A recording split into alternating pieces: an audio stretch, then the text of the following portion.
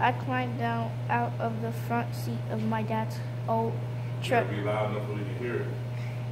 And slammed the door behind me. My face was hot even before the heat blazed up from the sun-baked parking lot. I've been invited to another basketball tournament, but instead of thinking about the first practice that was about to start, I was angry because Dad and I had a dumb agreement on the ride over. Shake it off, Amar. I told myself before I even lit up the sound of rims rattling, balls bouncing, and kids hollering and told me where I needed to go. My first good look at the court told me what I already knew. These kids were good. I saw sickly crossover dribbles and shots dropping in as smooth as water. And they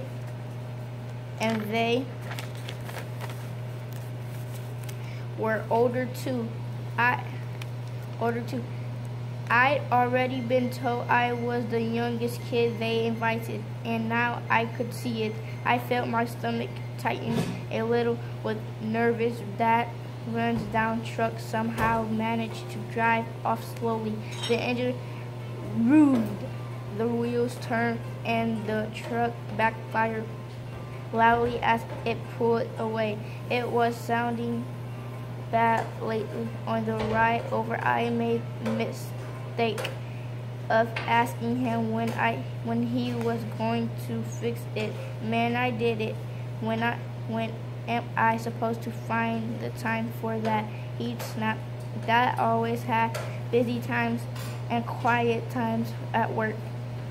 I think just part of running a lawn care company, but this busy time had gone on and on. I usually help out on the weekends, but now I had practice instead. The last thing Dad had said before I got to go pick up the extra guy. Dad made his point. He wouldn't need an extra guy if I helped out. And I made mine when I slammed the door. Didn't he understand this was my biggest tourney yet? It was an opportunity to really step up my game. Wasn't that more important than pushing line more for the millionth time?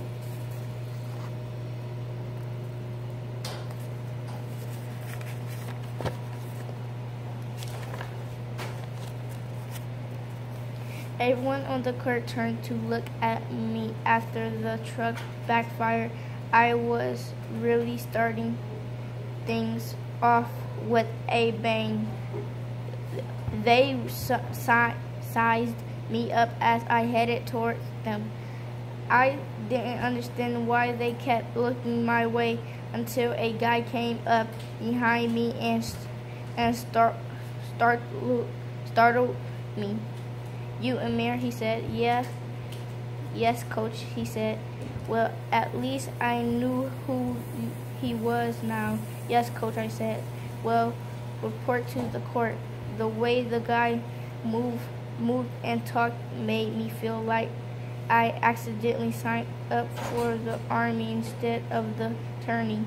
He was dressed that way too, with a short sleeve shirt tucked into khaki pants that were way too heavy for the Florida weather. His head wasn't shaved, but it might as well have been. The hair was buzz cut down to about 4 millimeters. He pulled some keys out of his pocket and headed over to the big red car. My friend Jamie met me at the edge of the court. His full name was James Jameson, but I only hear anyone say it once. He was coming over to say hi, but also the sort of vocal for me to let the others know he knew me and that I was okay. Jammer was an amazing player, and I appreciated it. A 10 hut. I'm here to report to the court, I said. There is is that really his name? I said with a laugh. Nah, it's done. He's a little overdone sometimes, but he's not so bad. As long as you hit your shots, said a familiar voice. Hey, Khaled, I said. He was another guy I knew from the last tournament.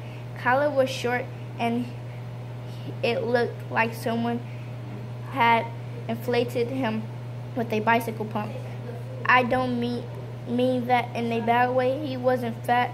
He was kind of thick. I guess I think the word is stocky, but somehow he was still as fast as a sprinter and as agile as an acrobat. Not only was he a point guard, he was the best one I've ever played with. I guess it helped that I had the permanent element of surprise. No matter how many times I saw the crowbar strike, quick first step up from those thick legs of him, I still couldn't believe it. Anyway, he was a good guy, funny, confident, and friendly. I looked around. I may only know 2 guys here, I thought, but they're good ones. And then Coach Dunn came back from his car, and things got serious as he began barking out his orders. Chapter 2. There was no need to split up into teams. They already done that before I arrived, and Dad's hunk of junk. Coach just stuck me with the guys who were down a player and got things started. Jammer was on my team, but Khaled was on the other side. I looked around at the others, and it really sunk in how big they were. It's not that they were that much taller than me. I was pretty tall, not just tall for my age, but tall for a human. I was already taller than most of my teachers, but these guys were starting to fill out and add real muscle. I felt like a 6th grader warning into 8th grade gym class, which is actually what I was kind of doing. Expected instead of fine fitness. These were the best ballers their age. Before I could think anything more, I had the basketball in my hands. The first practice game was underway, and my team had won the game. Dean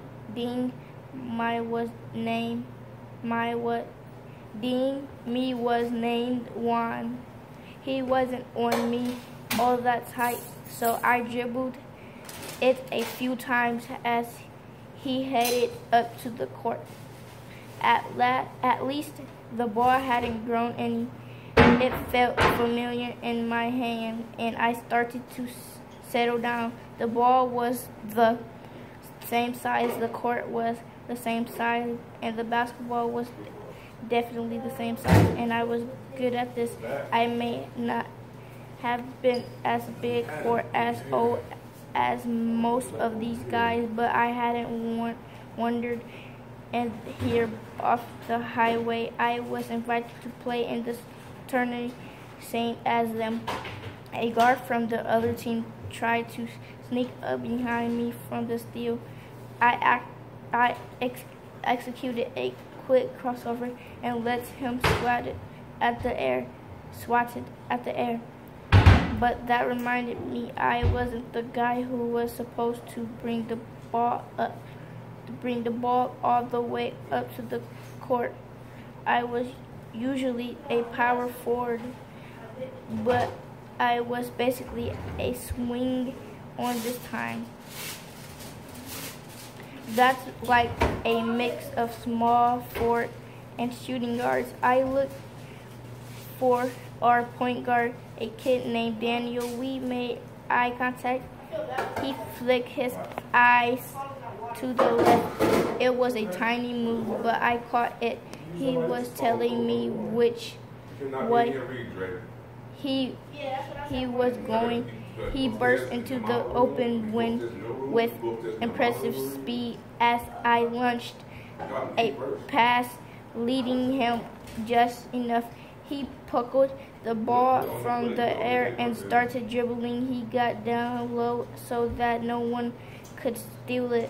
But the main thing was the way he dribbled. It was a point guard dribbling like college, totally comfortable, never looking down, like he was born with a basketball in his hands. I knew our offense was in good hands, so I sprinted over to the position, the hoop.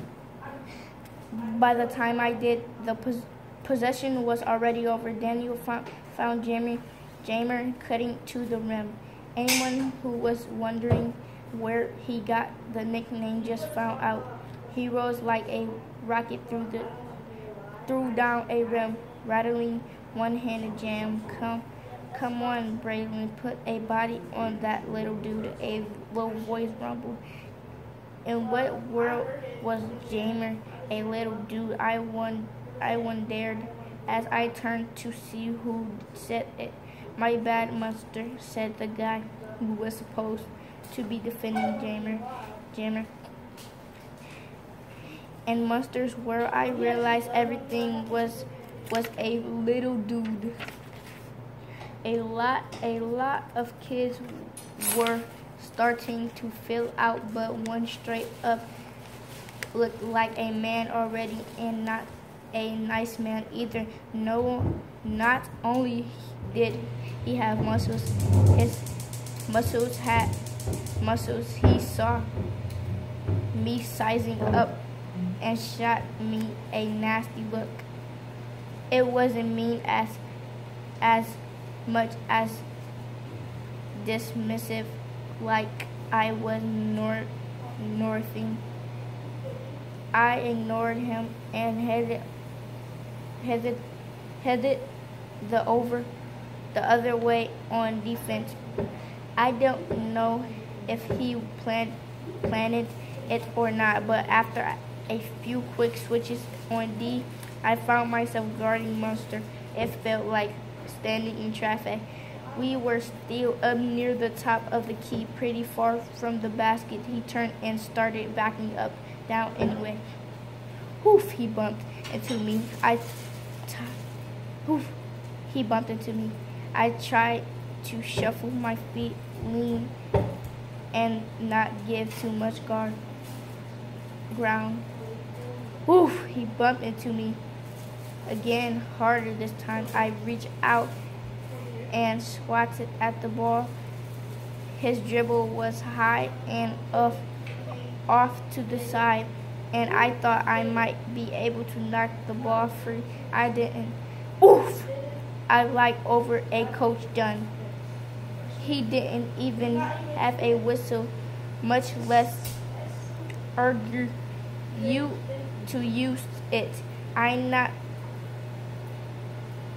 sure if Mustard could back me all of the way into basketball before I got a hand on the ball, or had to climb on his back to get a foul. I'm glad I didn't have to find out. Jammer saw what was going on and jumped into the double team with two pairs of hands swatting at the ball. Mustard had to get give it up. When he did, our defense reset.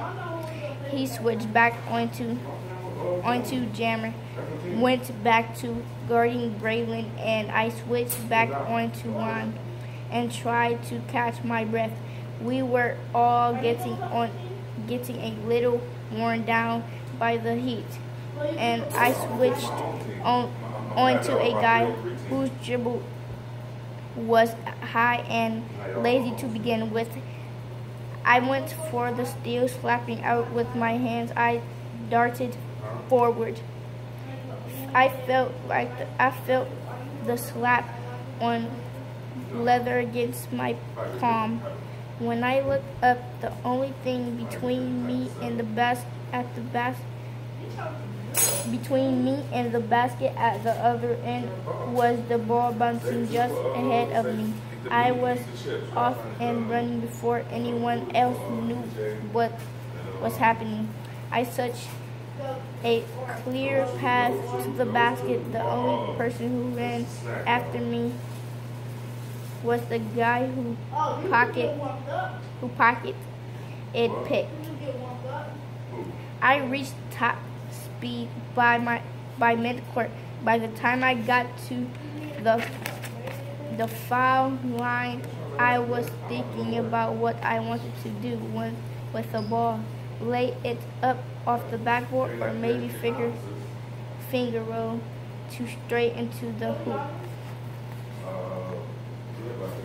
But the one thing I really wanted to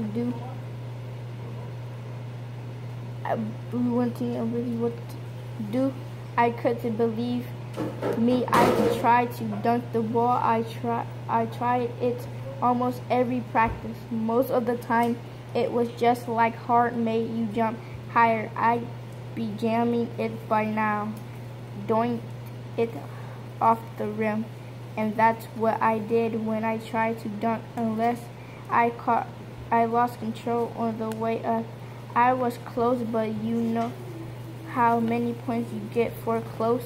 I reached the hoop and laid it up, and the players behind me erupted into a chorus of hoots and hollers and laughs. They were waiting for the dunk too. I turned and tried to see the guy I stolen the ball from emitting my layup. He raised his front knee high and extended his right hand into the air, palm up. He excreted it and put a goofy tongue out look on his face. He turned the ball over, but somehow I was the one burning with embarrassment as I headed back on.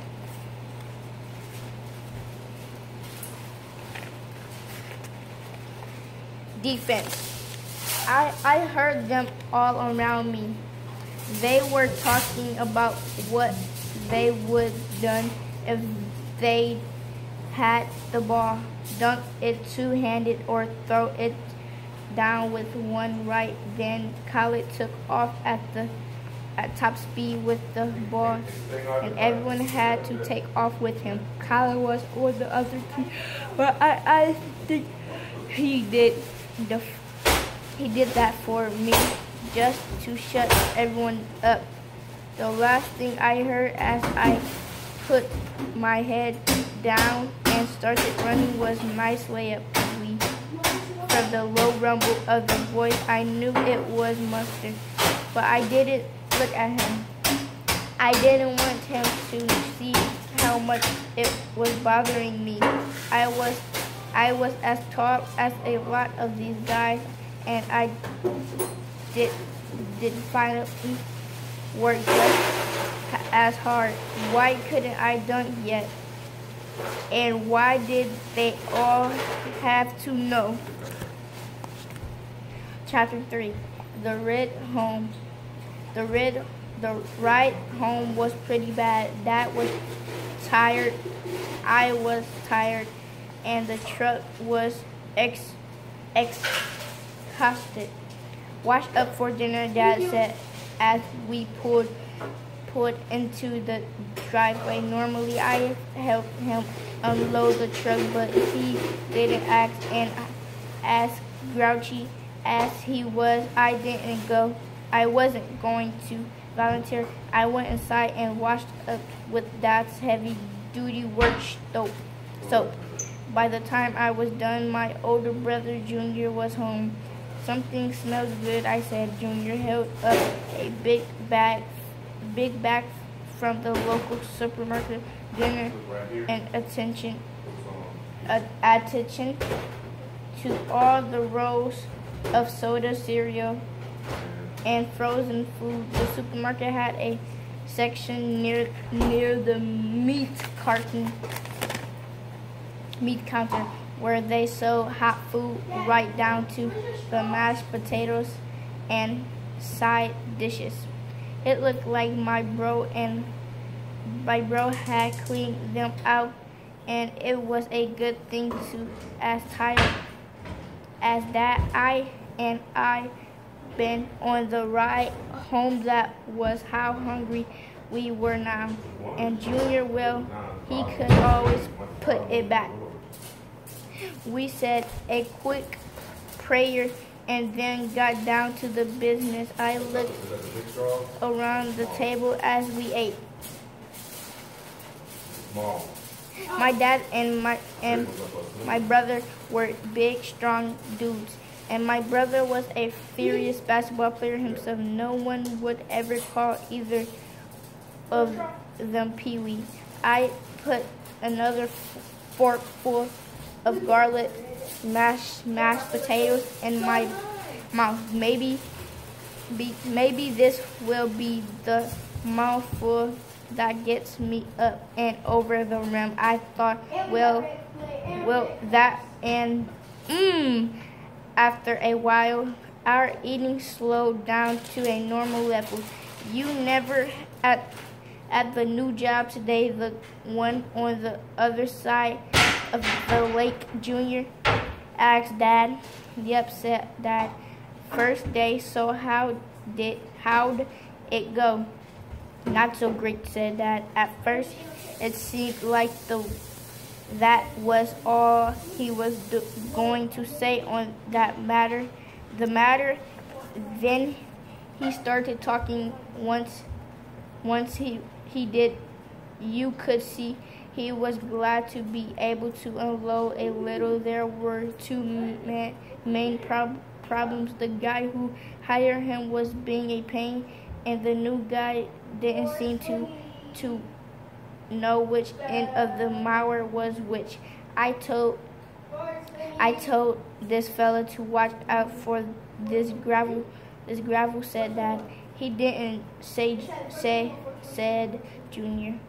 Yep, passed right over it with the push mower, sprayed gravel everywhere, said Dad. Lucky he didn't break any windows or chew up the mower more. When I heard that part, the push mower was usually my job. It's not like I was the world's best grass trimmer, but I definitely knew enough not to try to mow rocks. Dad didn't say to me. He didn't even look my way. In a way that was worse, there was a knock on the door. After dinner, I'll get it, I yelled, not that I needed to. The other two didn't so much as looked up. We all knew it was for me. I went to the kitchen and opened the door. Yeah, what do you want? I said. A friend who doesn't keep us waiting at the door for 5 minutes, said Deuce. You maybe one who's a little cooler too, said Mike. I rolled my eyes and stepped aside, and they strolled into the kitchen like they owned this place. Mike and Deuce were my best friends, and they've been coming over for years. Sometimes, like tonight, they just stopped by. How was practice? Mike asked me. I struggled that bad, huh? Said Deuce. Could have been better, I admit. Most of it was bad, Jammer shared, but said Deuce. Shh. That's the thing about best friends. Sometimes they almost know you too well. I didn't really know what to say about that, but they're older and like to give me a hard time. But one of them is a real monster. I'm not a winner, and Mike and Dee wouldn't let me get away with it if I tried. I just changed the subject. Hey Mike, I said, check the freezer and see if there are any more popsicles left. Mike was the closest to the fridge, so he was always seemed to be sure. Sat, he said. Sat was a name for Dad had given me a long time ago. It stood for standing tall and talented.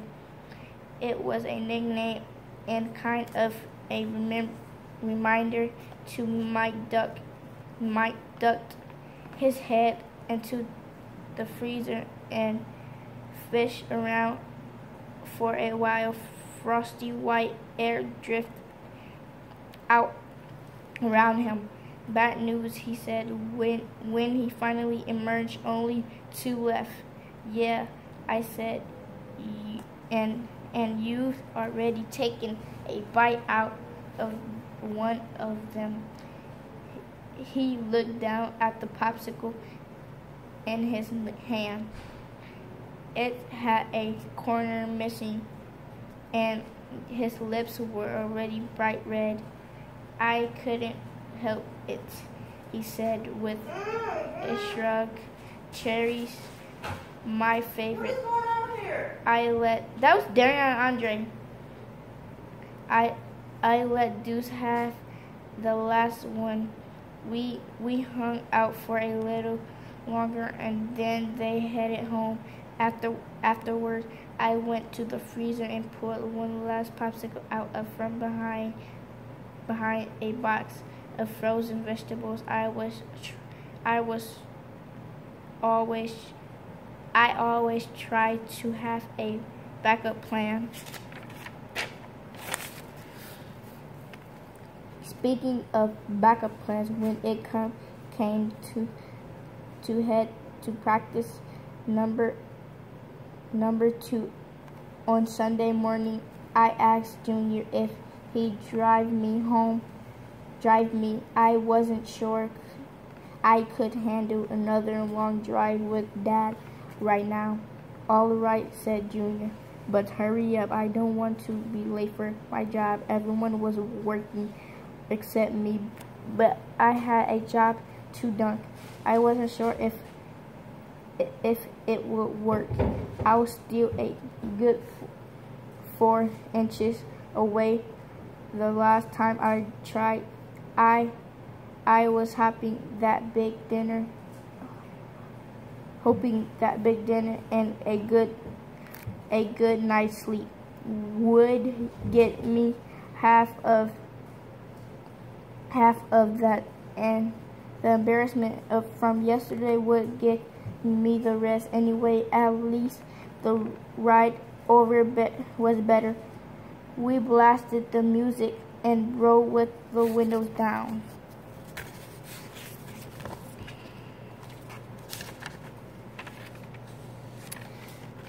That's the end of the book. Chapter 4 of the book.